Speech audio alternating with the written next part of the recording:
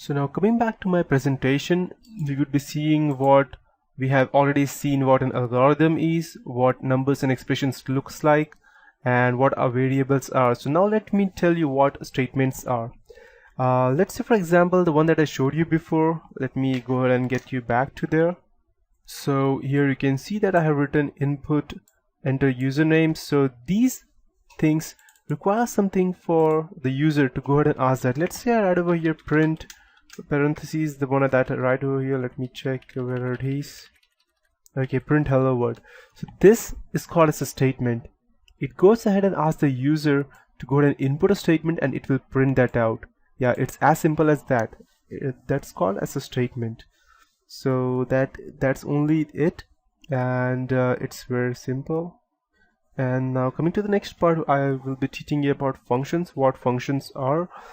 Function is something which is very similar to what you use in your mathematics, the one that we have in mathematics. Let's say for example I go ahead and write over here I want to do a square for the number 9. So how will I do that?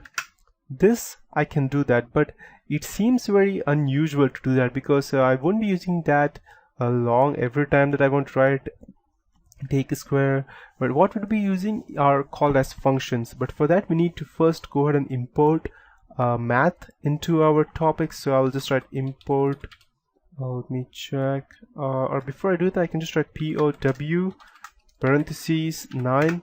It will just give me out, okay, just a moment. Yeah, sorry, I just missed out the 3. So what it has this is 9 to the power of 3. That's what it has. Now I forgot the 3 over here. That's why it gave me out a syntax error. So 9 to the power 3. If you want to take the square, that means it has taken a cube of 9. If you want to do a square of 9, you can just go and write 2. It will give you out 81. That's the square of 9. Similarly, you can go ahead and type out different functions, or interpreter can also be used to calculate complex mathematics. In our version it is called as C math in Python. And before I show you, I'll show you that how much complex can it handle. Let's say for an example I want to calculate 10 plus power of 2, but I want it to be 3 into 15 divided by 3 period 0. I want it in floats.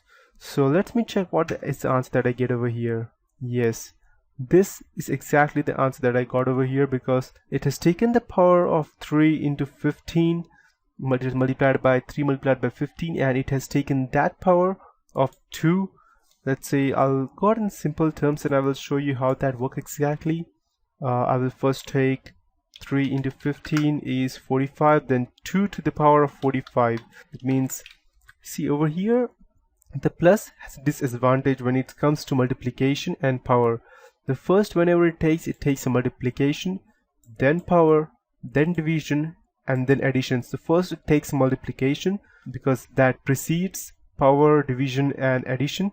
So first I'll take the power of 2 towards 45. This is the answer that we get. I'll divide that by 3.0 because we want it in floats.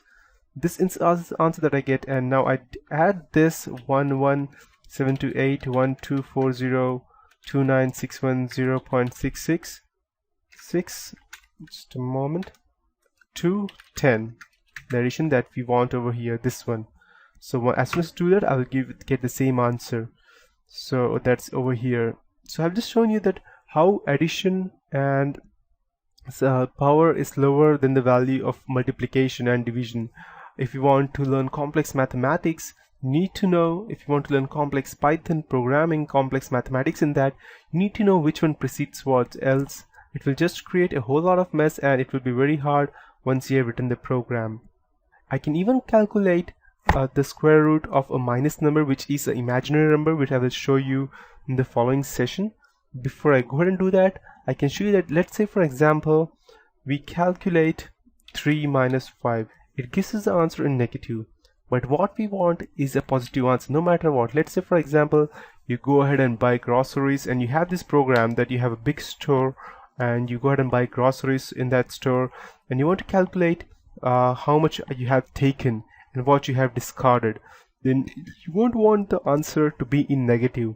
So for that, we will write as ABS parentheses 3 minus 5. It will give it out the answer in positive. The reason being that ABS means absolute. It discards all negative effects on that number. So no matter how large it is, let 3000 blah blah blah, and let's say this much number, it will still give me out the answer in positive. The reason being that absolute converts all numbers in a positive manner. That's the reason. And let's say, for example, if I do that, divide this by 2, let's say for example 7, I have the answer over here in period. That means in decimal. In our language it's float. But what if I don't want the answer in float?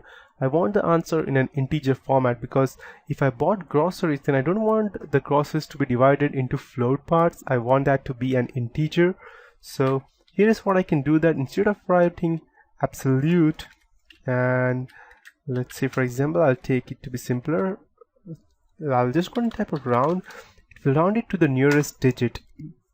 So over here you can see that it was 60 and it has rounded it off to the nearest digit. Let me just give you out first what this is. This is the answer for that, and when I go ahead and round it off, it will round it off to 73. But the reason being that whatever the number is there after period, it will convert it to the nearest, largest or the smallest digit. So if I have over here like 2.9, it will convert it into 3. If I have it as 2.4, it will convert it into 2. If it's greater than 5, it will convert into that number. If it's lower, then it will convert it to a lower number. That's the reason. Now since I have completed what functions are, I'll go ahead and show you how modules work, what they are, and how to calculate complex mathematics. Let's say I want to go ahead and calculate a square root of a negative number. So let's say, before I do that, let's say I'll just show you how to calculate the square root of a normal number. Let's say 25. It will just give me out a negative statement. It will just give me out a syntax error that sqrt is not defined, because we have not yet defined what a square root is. For that, because square root is taken as in complex mathematics in Python, and we need to import a module of square root in Python before I can use that. So for that, I will have to first import from math import square root. Yes. And once I have done that, if I do the same square root of 25, it will just give me out as 5.0. If you want that an integer, then you will just have to round it off. I think it will probably do that. Yes, it will just give you out the answer in an integer format. But what if you want the square root of a negative number? No, it won't be able to calculate that, because that requires to be an imaginary number. It will give you out that math domain error, because a simple math does not include a negative square root. So for that, we need to import a complex math.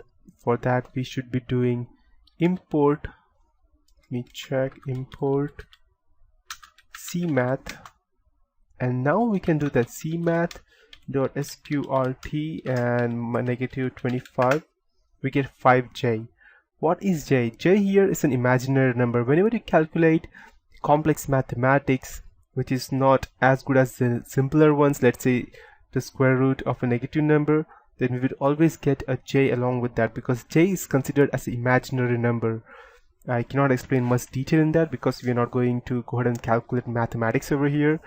We are here to go ahead and calculate complex numbers. That's the reason.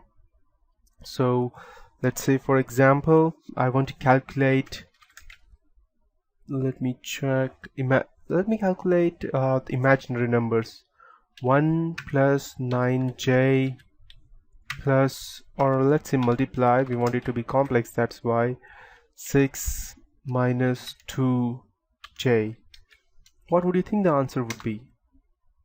No, it's a bit complicated, because over here my interpreter has taken j as a complex math, as an imaginary number, and not as a normal variable, because we have not yet defined it. That's the reason. If we just define it, let's say for example j equals to 9, then we will do it same thing. It will give out, oh sorry, just a moment, into j. Okay, I think I might just have pressed the wrong button over here, so let me start that all over again.